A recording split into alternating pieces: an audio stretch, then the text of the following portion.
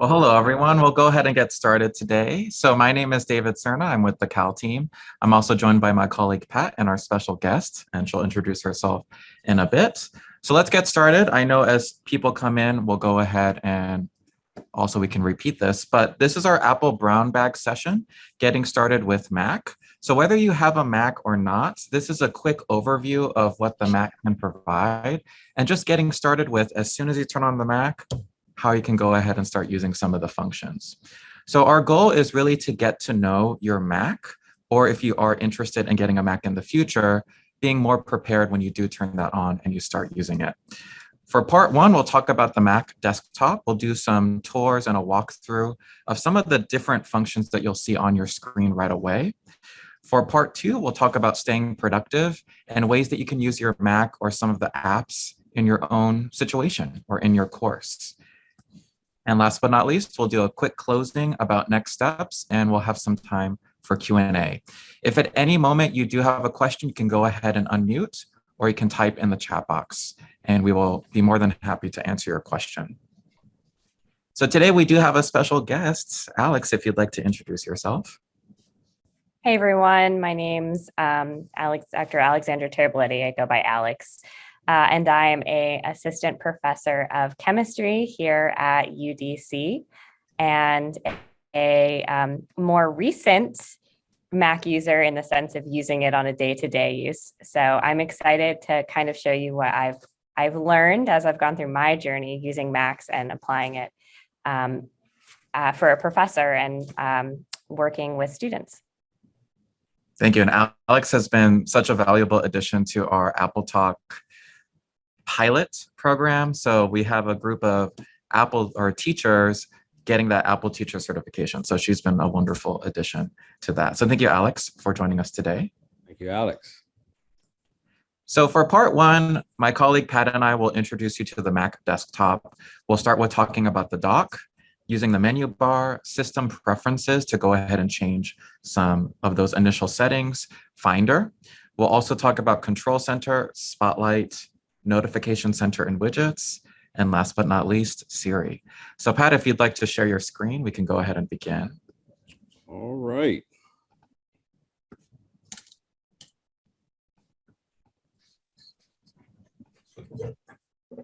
Okay, everyone, you should be able to see my screen. All right, so first, I want to start off talking about the dock. And the dock is this area right here at the bottom. And by default, when you turn on your Mac, if you have a new Mac and you turn it on, by default, the dock will always be at the bottom along with some Apple applications already installed there. The cool thing about the dock is that you're not limited to just having the stock applications, the Apple applications there. You can move applications in and out, and it's easy to do that using your mouse.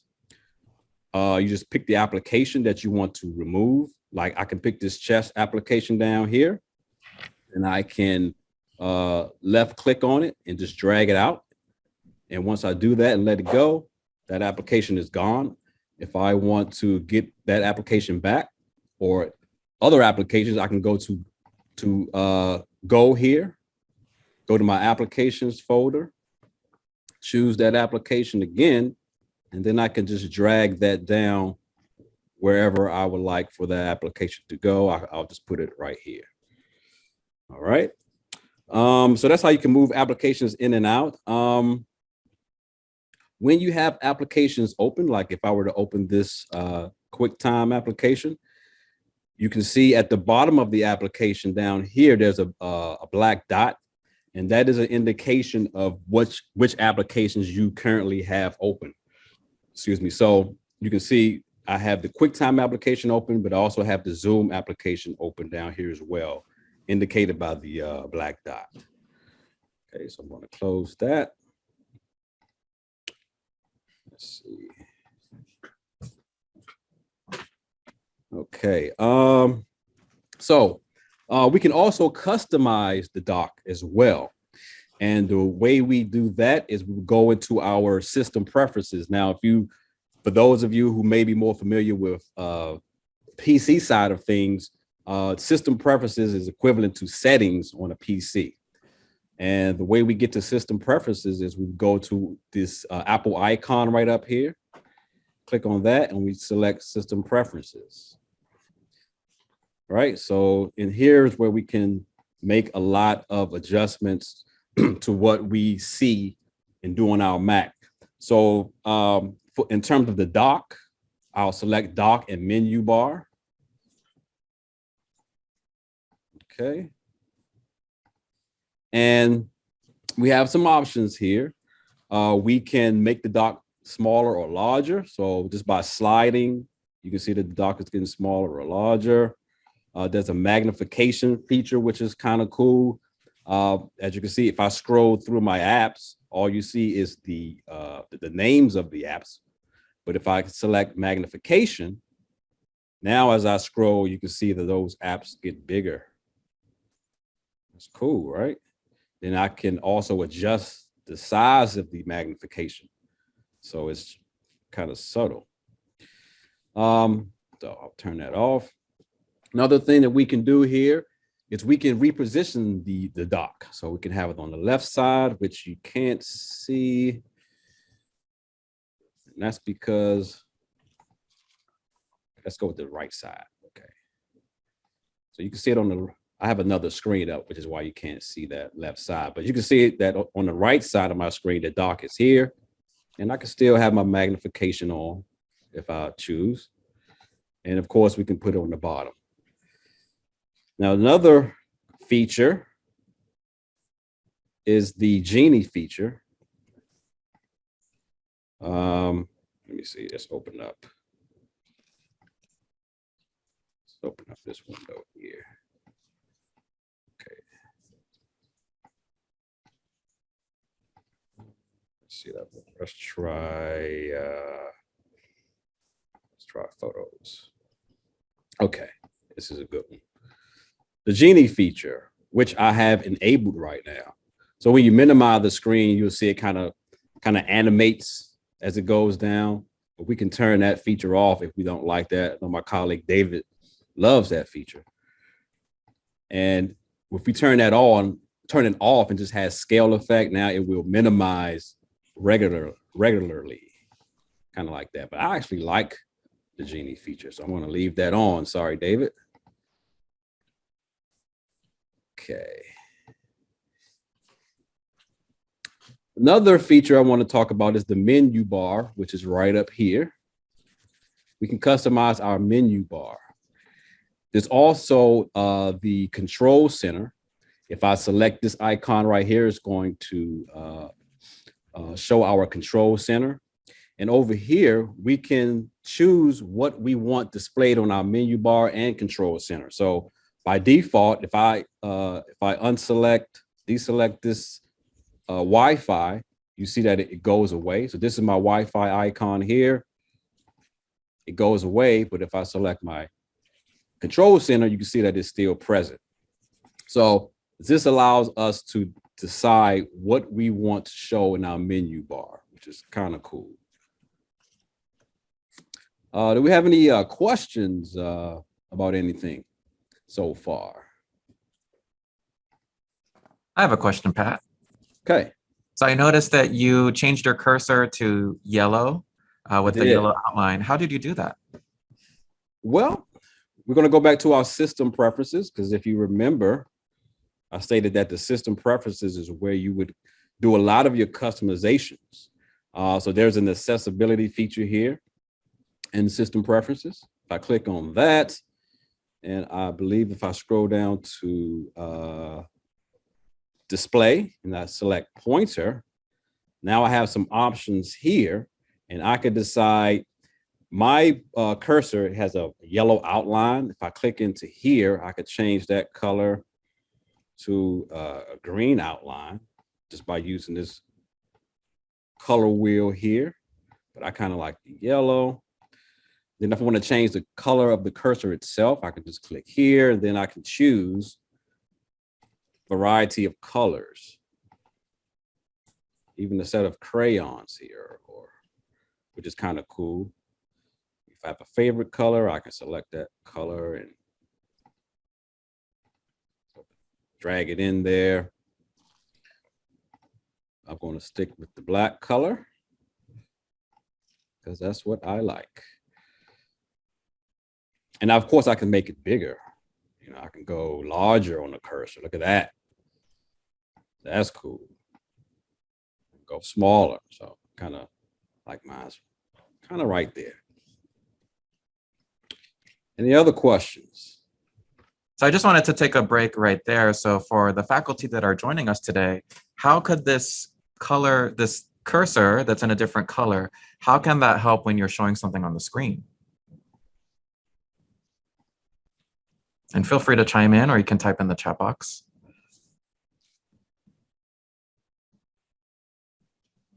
Or Pat, how does it help? Well, it definitely helps me because it allows me to focus your attention on where I am in terms of the presentation, as opposed to just using the standard black or the standard size of the cursor. You know, I can make this as big as I want. I can give the outline that I want. And now it's a lot easier for you to follow me as I go through this presentation. So that's how it helps me. And I actually did this at the last minute because I knew I would be sharing my screen. So yeah. You know, I found that. Do I have audio? Yes. You do. Hello, I Niana. actually, top of the day, fellas. How are you? And top of the day to the team. I actually found myself having to do that, but I really, believe it or not, I had to navigate a little bit to figure out how to change my cursor size because a lot of my students told me that it was kind of tiny. And so I made it a lot larger so that they could see it when I was highlighting things on the screen. But until David brought it to my attention, I really hadn't registered that I could actually change the outline of the cursor. So I'm going to do that as well, because, you know, everything we do, or at least I do, unfortunately, is pretty much online, and students, they follow the visuals very, very intensely. But I have a question, and you guys, I may be ahead of what you're trying to do, but I have a question regarding that. My question is, I noticed that sometimes when students ask to annotate, does that literally, I'm trying to figure out, does that impact my flow of delivery? Is it only going to be on their screen, and will it show up in the recording? And are you talking about annotating during a WebEx session? Yes, exactly. Yeah, so they can request to annotate. So WebEx would be a different application, but you know, of course, it works on Mac. But if they are annotating and they're requesting to annotate through WebEx, they'll be able to see that. You'll be able to see that. It'll also be in the recording. Okay. All right. Thanks a lot. You're welcome. Any other questions? I also see Alex. Thank you so much. Help students focus attention on the screen. Fatma, when sharing my screen, it helps the learner to focus. Definitely. Any other questions before we move on? Dr. Britton? Good afternoon, everyone. I'm not sure this is the right time, but one of the questions I wrote in registering for this meeting is, how do I save a Word document into PDF with this new Microsoft 365 that the university apparently updated and sent out on my UDC? So using the Word application, how do you save that to a PDF? Is that the question? No, the question is, I used to take a Word document and save it. And when I hit save, I can save it to various files. I can save it to PDF. Yeah. And really, it saves the document, but many of my documents have the UDC logo image on top. And that used to save just like it would for any other document on Word or when I saved it to PDF. But now with this new 365 that at least was put up on my computer since January, a new kind of Outlook, it will not save the logo. It will save the text, but it won't save the logo in PDF. Should I contact Adobe for that? Or Microsoft 365? I think I understand your question. So when you do open up a document on the web with Microsoft 365, sometimes those logos at the top, the headers or footers, won't show correctly, but there's an option to open it on the desktop app. So I think maybe Alex, do you think you could show that during your section?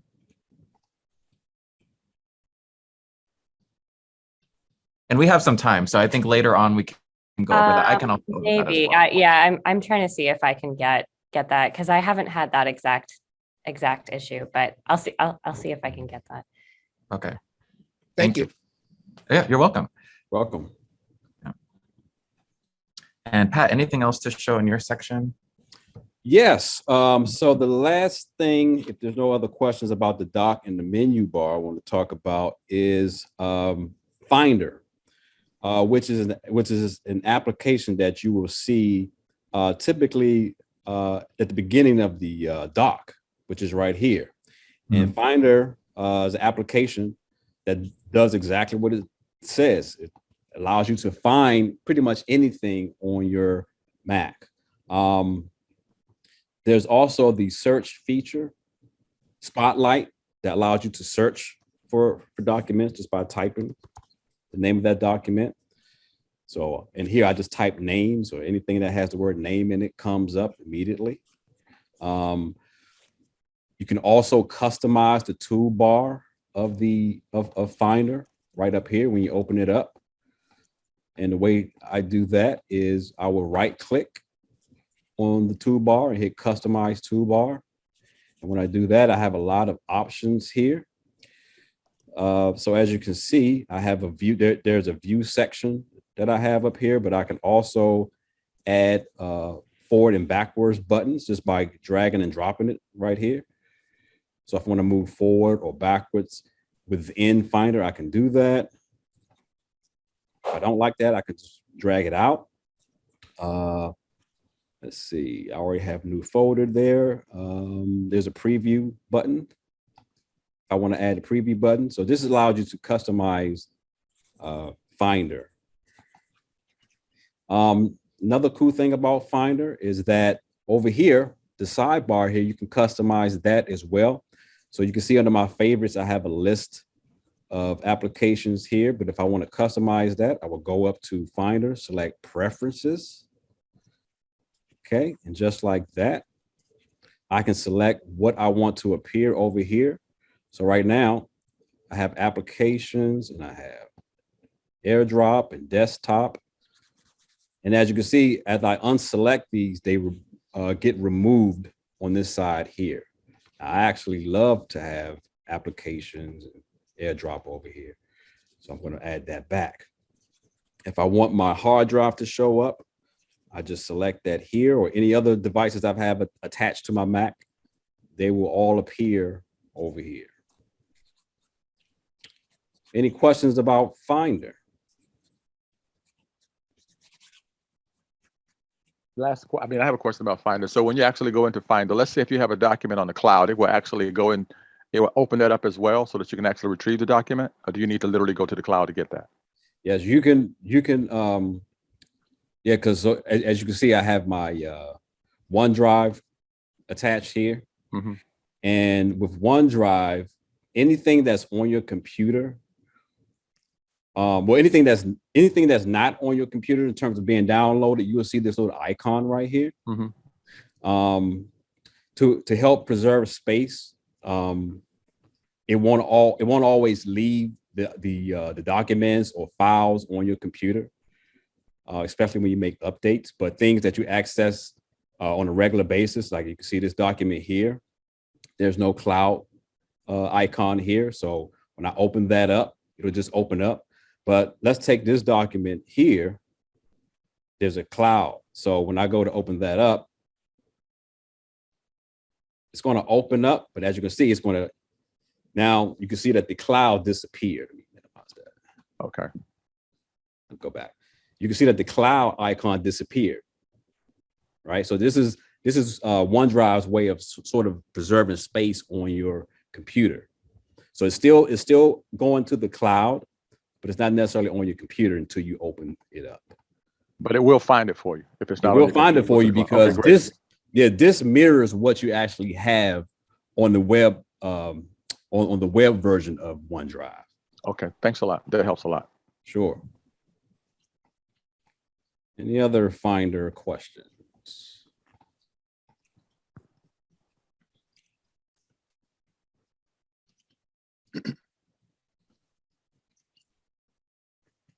I do have a question, Sure. Pat, that I don't think you could really solve it without being here. But I find, as about a 10-year Apple person, that there's a PC world, there's an Apple world. Yeah. Sometimes they don't connect with each other. Currently, I teach in a law school. We're back in class. I teach in rooms which have a ceiling camera, a drop-down screen, and I always have to go through our IT people who are very good to connect my MacBook Air to that system so that I can project material on my MacBook Air onto the classroom system. And we've only been back for 3 weeks. We have some updated technology, but I always have to get an IT person, and they always have to test what system would work. And they teach me how to. I walk around with an adapter, and I walk around with my old cable. But tuning these Macs into our classroom system remains a challenge. Yeah, it can be. I know with my Mac, I have a Dell dock, and it has different connections on it, and it's connected via USB-C, and it seems to work pretty well in terms of connecting it to a display or anything else.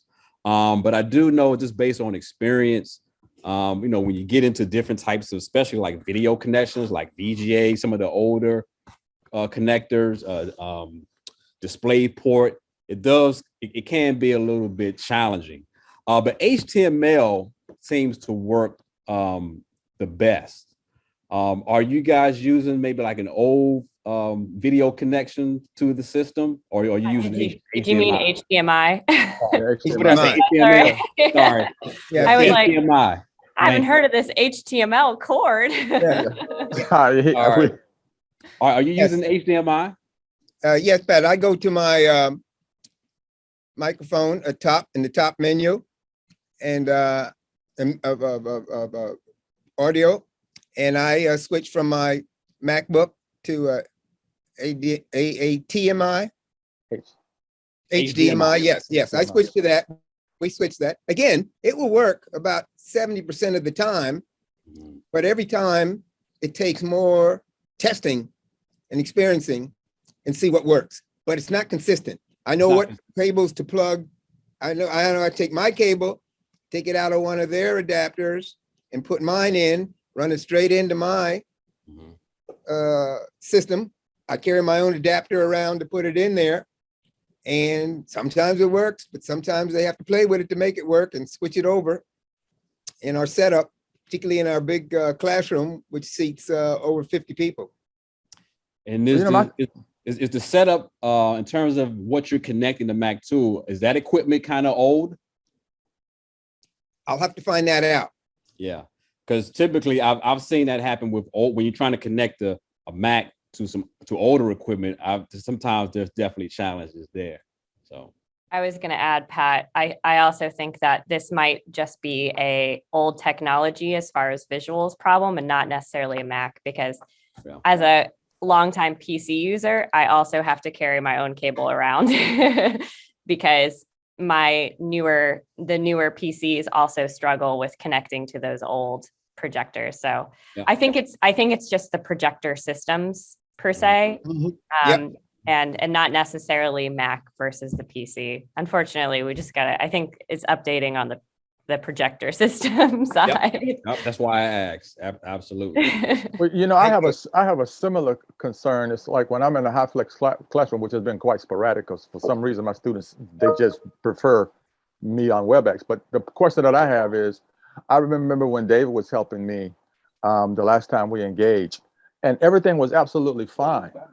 And when I just went to the head for about 3 minutes, I came back because I had been online a lot earlier so I could have early preparation, and it booted me off, you know, and I use my iPad Pro. It booted me off. And then when I signed back on, it buffered and buffered and buffered. And then it would only show on one screen. And it took quite a bit of time for me to get it back lined up to go through the steps. So I figured it was my iPad Pro And then I did it, and it was just constantly, you know how it's buffering and it's just moving and moving and moving. And we're not using HDMI. I think we're either using a combination of Wi-Fi or Bluetooth or whatever, because you don't have to plug it in. We have those code numbers that we put in. So I couldn't phantom how it booted me out, and then it put me back in the loop to allow me to come back in, and it became perpetual. So I had to go off, go back in, sign things off, go back in. And it actually took up probably about 25% of my time to return to engage in my class. And I have my HDMI that you can plug back into the thing, but I didn't do that because David has schooled me well about the protocol and the steps.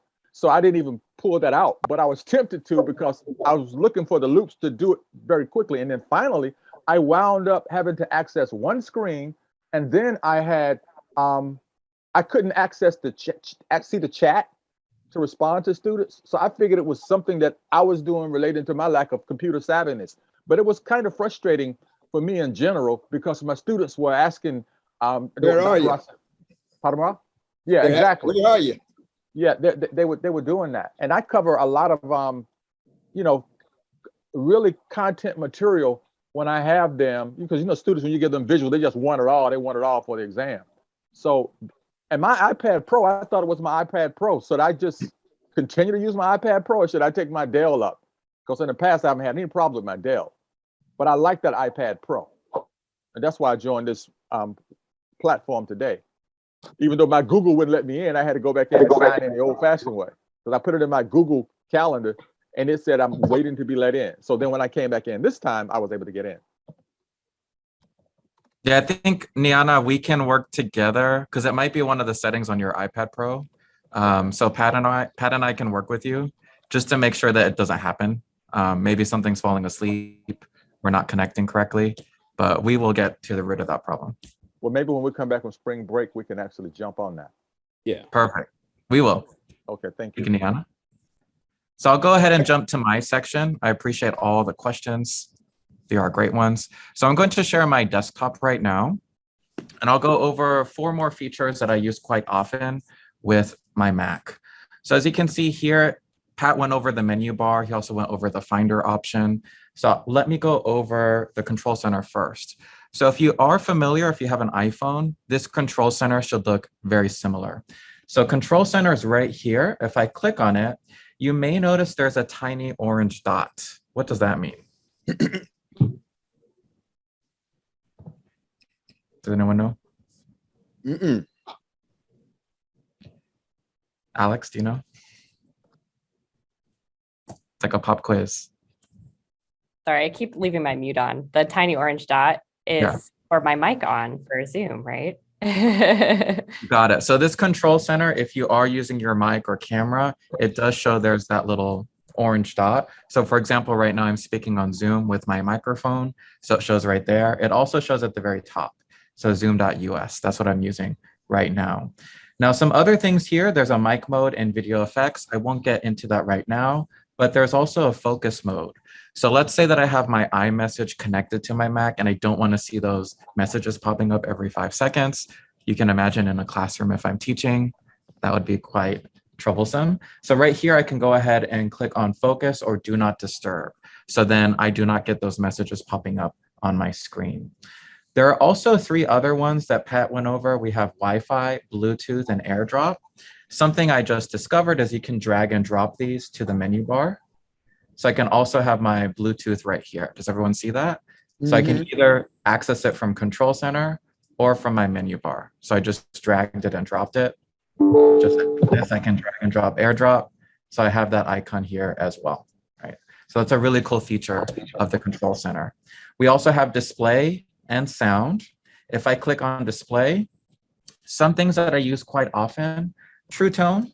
So True Tone is a more true to life color that kind of makes it a little bit dimmer on my end. And Night Shift. I use Night Shift all the time, especially when I'm working at night. What that does, it just makes it so there's less blue light, and that doesn't affect your sleep or your circadian rhythms when you are done.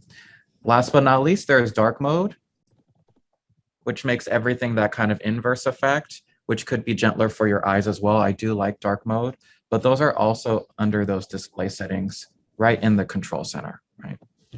Any quick questions about this? Yes. question? Go ahead. Okay, I see up in your control center, you have your mouse up there, and I don't have my mouse in my control center. How can I get that in there? Let's see. So my mouse, do you mean my Bluetooth mouse? I guess that's, yeah. Yeah. Yeah. So two ways. You can click on Bluetooth right here, Uh-huh. and then I have my Yeah. magic mouse connected. Do you see that? Yes. Yes. Okay. Okay. Yeah, I got a new AirBook recently, and I've wondered, why isn't my magic mouse working with this? So I need to add it to the control center, correct? Yes, so it will automatically be added. You'll see it in the control center once you turn on that Bluetooth function. So Okay. for instance, what I can do here, if I click on Bluetooth, I can toggle it on or off. So right now it's Okay. on.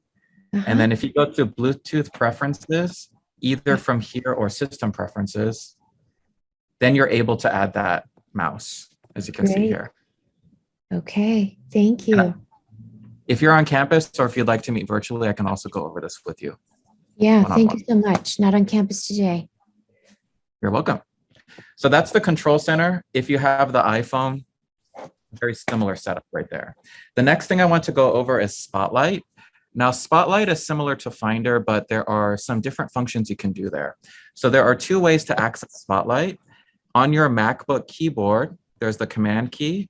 If you press Command plus spacebar, that opens up Spotlight right away. So does everyone see that on my screen? So let's say I wanted to find PowerPoint. I can just type that in. It will find it, and I can open that app right here. Some other cool things, I can put weather. I guess I'm near Chevy Chase today, but you can see it's 54 degrees. Let's say I want to convert that. So I can also type in 54 degrees, and that will automatically show you that conversion right there. So that's 12 degrees Celsius, right? If I want to use it as a calculator, I'm not that good at math. Let's do 2 times 2. That also shows 2 times 2 equals 4. So lots of cool things you can do with the Spotlight. The way that I did that is the shortcut on my keyboard, Command plus spacebar. That will open up Spotlight right away, right? So it's a great one. Also, right next, you're welcome. Right next to Control Center, you'll also see that magnifying glass. If you click on that, that will also open up Spotlight on your desktop. Let's look at Notification Center, which is a cool one. So in the upper right corner of your screen where you have that clock, if I click on there, that will open up my Notification Center. If you are familiar with the iPhone, it's the same thing. Let me open this. If I swipe to the left, there's my Notification Center right there. That shows some of my commonly used apps or programs. It's very similar setup on your Mac.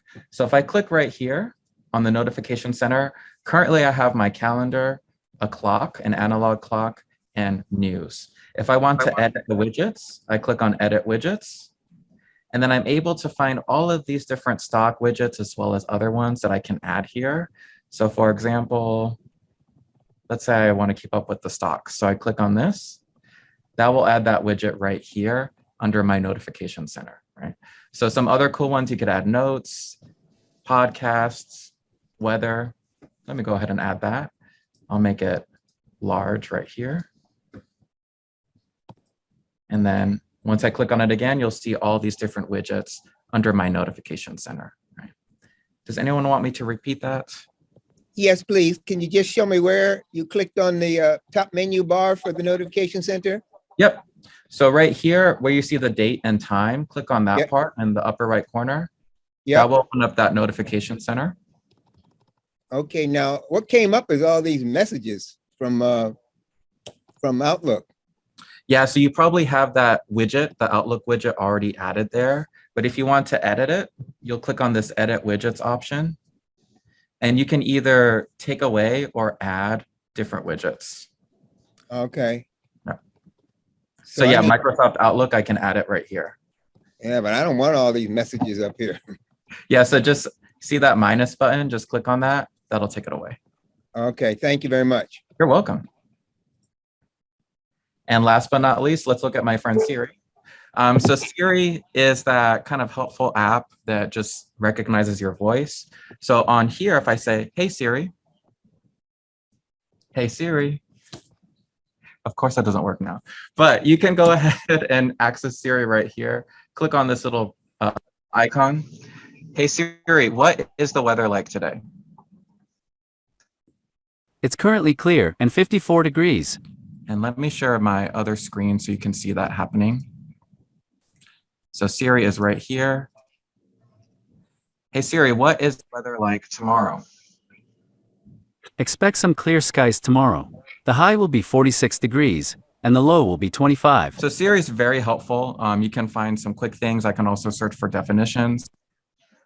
Siri, what is the definition of recycle? Recycle means convert waste into reusable material. So there you go. So that's a way that you can use Siri. All of these functions are in that upper right corner on your screen. Any questions I can answer before we move on? I have one question. Yeah, go ahead. Go right ahead, Doc. I have one question.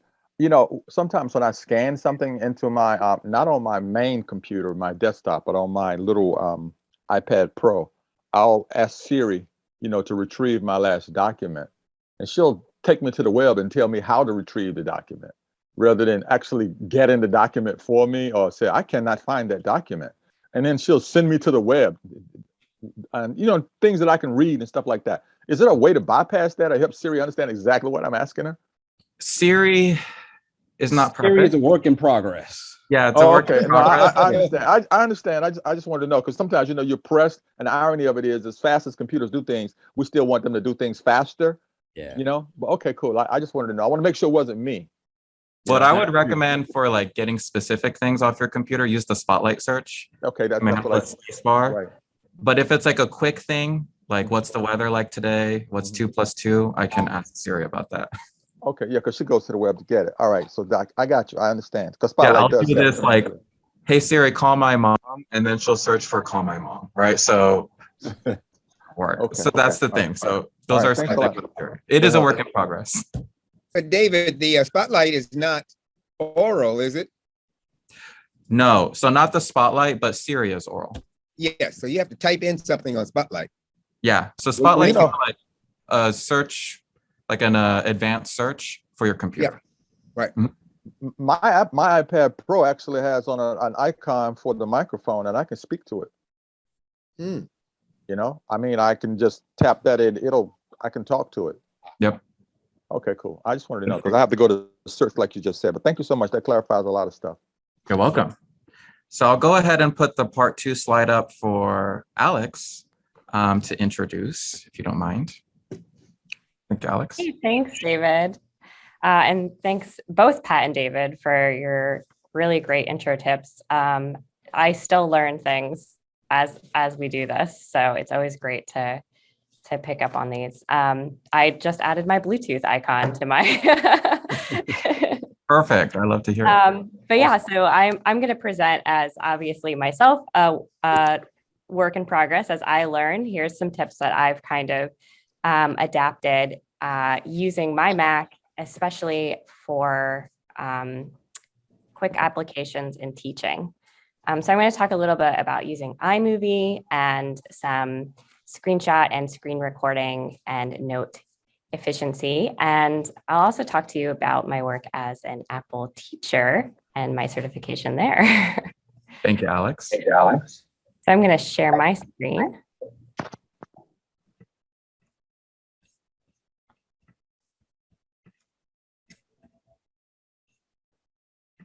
Oh, got to do this. Hold on.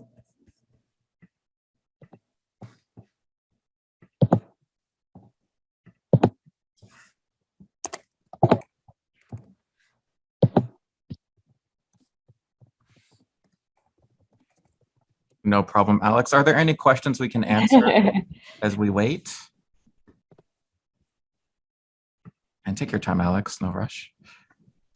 No problem. Yeah, sorry. It was there we go. There you I go.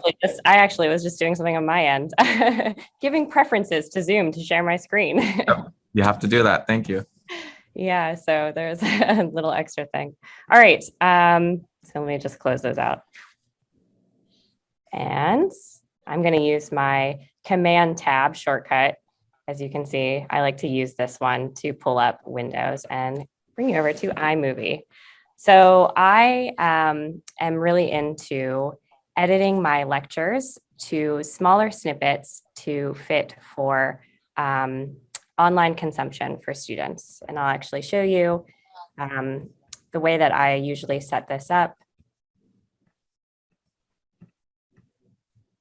in my class is students have these variety of lectures. They're usually maybe 10 minutes long that are broken down by chapters. This was spurred by comments I got from students. Instead of having one really long hour-long lecture recording, they really liked being able to jump in and look at chapters or specific parts of that particular lecture. So I kind of got to work on, well, I have these really long lecture videos and I want to break them down into these nice links students can access. And I found that iMovie really worked the best here.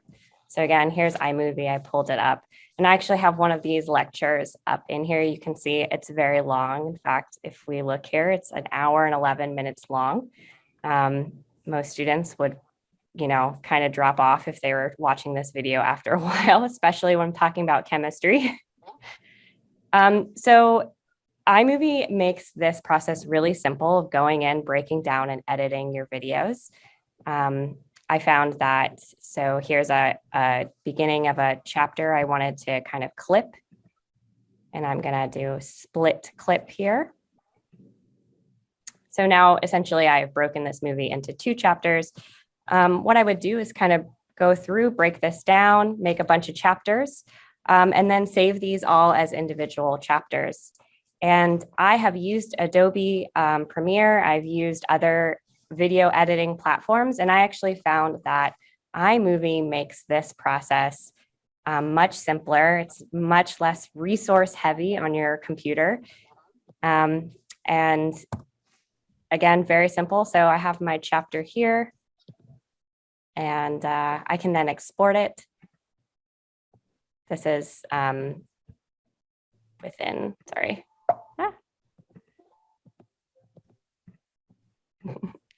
Guys get to see me as I mess things up, doing it in the presentation, of course.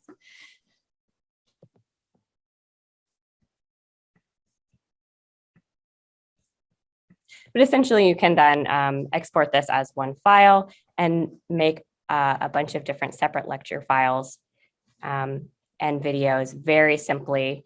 And again, the nice thing is, as you work, these kind of save in the background to your computer, which again, not very resource intensive on a computer. The other thing that I have used a lot in also making videos and sharing content online. So I like to have a lot of explanation videos, how to use resources. And I'll show you an example. This is a resource we use a lot in chemistry. And of course, can't get my window to go away. iMovie is upset with me. So here's a resource we use a lot. This is ChemDraw. You can see you can draw different molecules in it. And I like to show explanation videos of how my students can use this program. And a really great way to do this is snipping. So I can snip pictures of molecules straight from here using the Shift Command 4.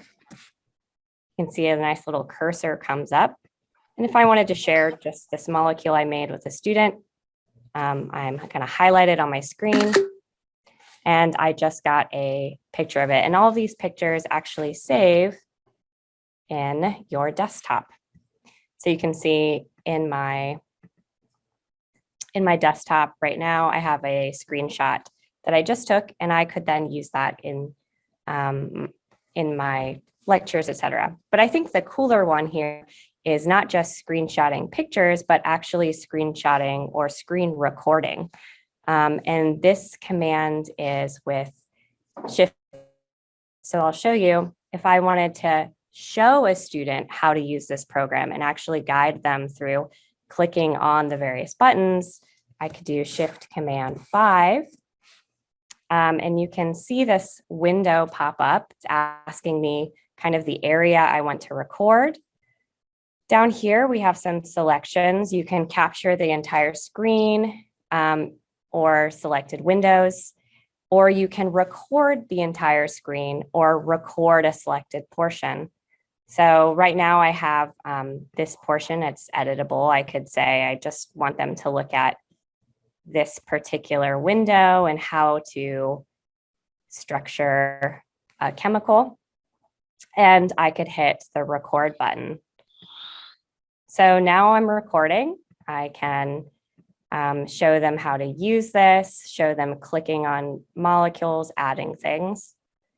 And when I'm all done, in the top bar, there's this little icon here. This is your recording button. I can stop, and I've now stopped my video. These videos also save to your desktop, which is really great. I can access this video from my desktop.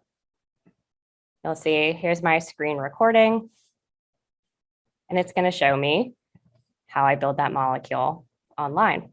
Again, super useful, especially if you ever want to show students how to do a process on their computer, which I think we do a lot now in this as we get more and more virtual. This is a great way to just simply explain or show something, and now you have a video of it that you can share in your classes or just share to a student specifically. So those are some tips I'm using, again, with video recording, both using iMovie and using the screen recording and screenshot. And these are things that I've learned as I've been doing my Mac certification. So I'll do a little plug here, but I do think it's really important. I'm part of a cohort of teachers that are doing this Apple teacher certification process, and this is with Pat and David. And essentially what we're doing is learning to best use Mac skills and resources so that we can then implement them in our classrooms and have our students use Mac skills and resources to their best abilities as well. So far I've already completed my basic badges because I am still kind of a basic learner in getting through the Mac process. But the idea here is that we will continue to implement these resources with our students and learn how to design and use Mac more efficiently in the classroom. So it's been a great journey, and definitely highly recommend this if it's something that you're interested in using these resources for your class. May I ask you a question? Oh yeah, definitely. That ChemDraw software, I think that's what you called it, a ChemDraw software. Yeah. That's something that obviously you didn't get from UDC. It's something that you got from somewhere else, correct? Or... So actually, this is a great, I like to use free resources with my class. Okay. So this is a free browser version. So students can access it on their browser. They can just click a link and go to the same resource on the browser. There is a proprietary version that has a lot more bells and whistles that we don't have access to, that I would have to buy outside of UDC. But again, because my students, if I don't want them to have to pay for something if they don't have to, we use the free one. Okay, that makes perfect sense. I have one more question for you. Did you, or are you finding, as you say, you're still learning, that this is almost like, not literally like another course, but it's like another skill set that you have to cultivate, that you have to incorporate into your knowledge of chemistry as is? In other words, it's kind of time consuming.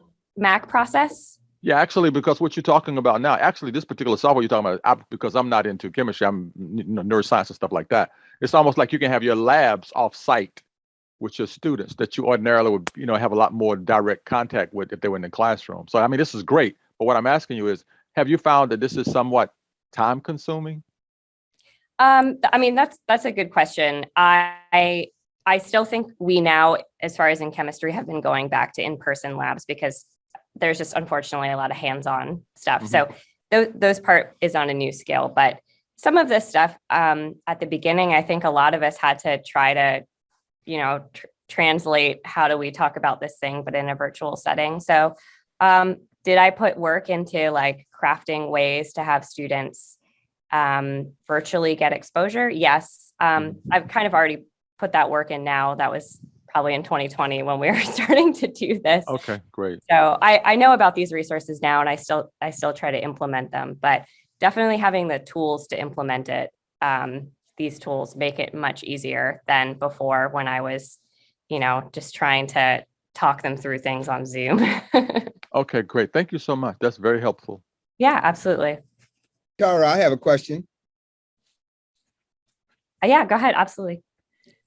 Are you teaching us this last format for in-person class teaching or for remote online teaching or both? Honestly, it could be used for both. I've used it in both.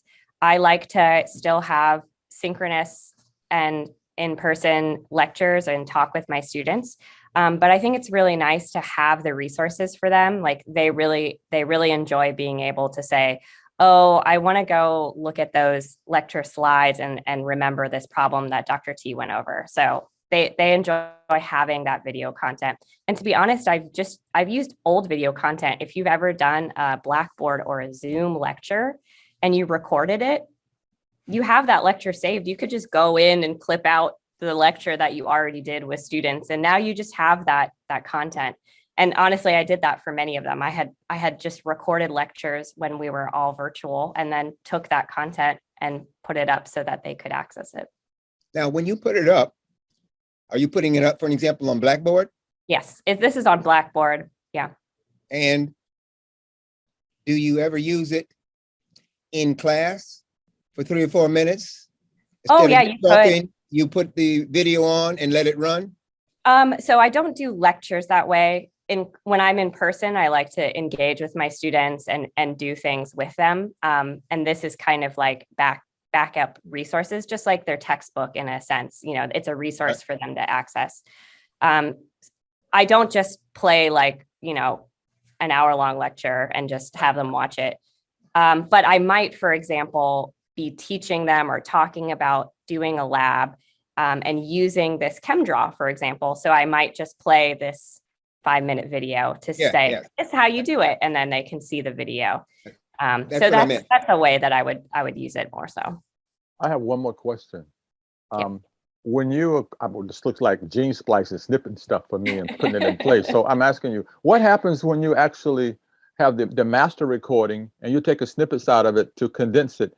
Is the master recording still left somewhere in place, or have you basically deleted? Okay, great, excellent. Yeah, and that's why I was saying the thing about iMovie that I do really enjoy is that exact thing. So I'm snipping these things, I'm saving the parts. It's not going to alter that original file. And if you saved a file, you said, I want this file, and then you kept working, the file that you already saved, it'll keep saving in the background and nothing will happen to it. So it will kind of like take a snapshot in time and say, this is what you wanted to save. That will be its own separate file. Oh, that's excellent. Everything else you can keep moving and working. Excellent. Mm-hmm. David, is this session being recorded? And if so, can we go look at it later? That is a great segue. So Alex, thank you so much for your time, and you added so much value to our webinar today. So we really appreciate you coming here and collaborating with us. I will go ahead and share on the screen. So if you look at the chat box, this is recorded, so I will add it to our YouTube channel. You'll see that link in the chat.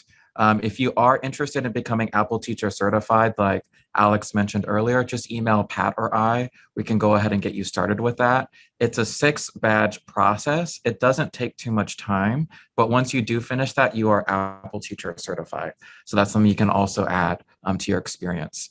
We have office hours and PD. If you click on that second link, our YouTube channel is YouTube C.A.L. So I'll go ahead and add this session within 48 hours, probably right after this is done. And then we have our PD survey. So this is the Apple Brown Bag session, getting started with Mac. As you can see on the screen, we do have another Apple Brown Bag session at the end of next month. So that will be on Thursday, April 28th. We are planning to do these brown bag sessions every single month. If there is a topic that you'd like for us to cover, please let us know. We'd also love to bring back Alex anytime you're available. But we'll